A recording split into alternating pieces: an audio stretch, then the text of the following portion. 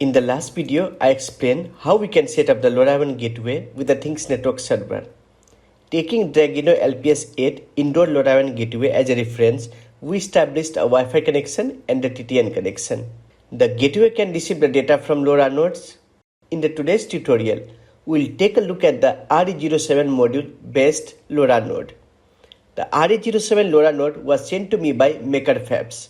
Compared to SX1276 or RFM95, the Ra-07 has a better connectivity and can achieve longer distances.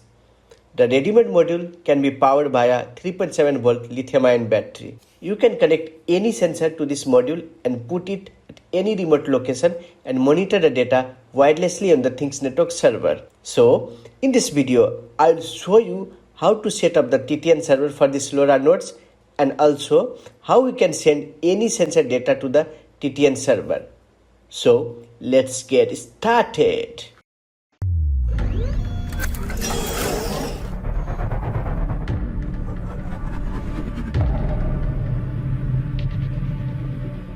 Do you want professional PCB like this one that looks so good? Then use the services of NextPCB. You can select the board size, any solder color marks that you want, including something like red and green. You can select the thickness, and the PCB could be from 2 to 32 layers for some more complex design. The finish quality is so good, and if you want better connectivity, you could also select some gold finish for the pads. The ordering process is so easy. Just go to nextpcb.com, then quit now.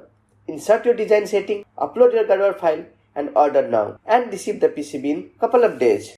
Welcome back again. This is a LoRaWAN board based on ATSMD microcontroller and LoRaWAN module Ra-07H. You can program this board using Arduino IDE from native USB port.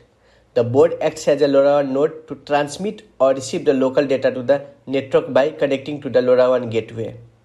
With this module, you can prototype LoRaWAN projects easily in a few hours. On the top side of the board, the Ra-07 module is interfaced with ATSMD microcontroller via UART pins. The ATSMD is basically an Arduino Zero microcontroller with a native USB port support. The Ra-07 LoRa chip works on 868 MHz frequency, but you can program the LoRa chip to make it work at 915 MHz frequency. Here is a pin out for LoRa firmware update. Below that pin, there is also a pin for 0.96-inch I2C OLED display. The slide switch on the board turns on off the module. The board has a USB support, therefore you can directly program the chip through the USB port. You can either power the board through a single cell 3.7 volt lithium-ion battery or through a micro USB port. The battery charging can also be done via USB. On the left and right side of the board, there are analog digital input-output pins. The reset switch on the board is used for resetting the microcontroller. On the back side of the board, there is a SD card socket, where you can insert a SD card and use it as a data logger. A default antenna of 868 MHz comes with this board. You can connect a more powerful antenna to this UFL connector. For portability, I will power the board with 3.7 volt lithium-ion battery. You can insert the battery directly and the red LED will glow indicating the power. You can purchase this board directly from the Makerfabs website. I have given the link in the description. The board costs around $23.80. Before placing an order, select the ISM band. You can learn more about the board like features and description from the purchase page. Now, let's do a demo project using the DHT11 sensor. What we'll do is, we'll connect the sensor to the LoRaWAN board and send the sensor data to the Things Network server. So connect the VCC and ground of the DHT11 to 3.3V and ground pin of the board. And collect the digital output pin to D7 of this board. Now the sensor node is ready and you can start the programming part. But let's set up the node in the TTN. So visit the TTN page and from here go to applications. Then click on the add application. Now give any name to the application ID. Then give anything to the application name as well. Then click on create an application. So an application is created successfully. Now we need to add end devices here. So click on add end devices. From here select manually option. Select the frequency plan according to your region. For me, It's 863 to 870 MHz. Select LoRaWAN version as Mac v1.0.3. There are two activation methods to set up the node. You can either select OTAA or ABP. For me, I will select OTAA. This means over-the-air activation. Go down and generate device EUI. Also generate app UI and then generate app key. These all are in hexadecimal format. Go down and click on register end devices. So that's it. An end node has been successfully created.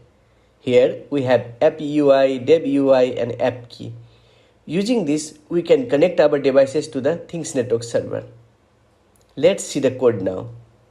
We are using the DHT11 library for reading DHT11 sensor. Make changes to these three parameters.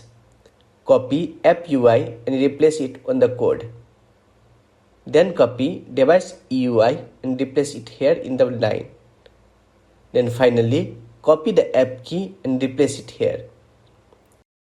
That's all the changes that we needed. The LoRaWAN module basically worked on 80 commands. A series of 80 commands are described in the code through which you can establish the connection with the Things Network server. The Arduino IDE doesn't have a pre-installed ATSMD board. So go to the board manager and search for Arduino Zero board. So here is the board. You can install it. On the hardware side, connect a micro USB data cable to the computer. A blue LED on the board indicates battery charging. Slide the switch to turn on the module. In this case, a red LED will glow. Now, on your computer, select Arduino Zero board from board manager and also select the native USB port. Then hit the upload button to upload the code. Once the code is uploaded, the device will start connecting to the nearest LoRaWAN gateway and will establish a connection with the TTN. Wait for some time. Now you can see the device is transmitting packets to the gateway. The humidity and temperature data is transmitted wirelessly. Since the device is battery powered, you can place the node outside or in a remote location. I placed it on the 14th floor of another building which is almost 800 meters far. Now we need to check the Things Network server dashboard.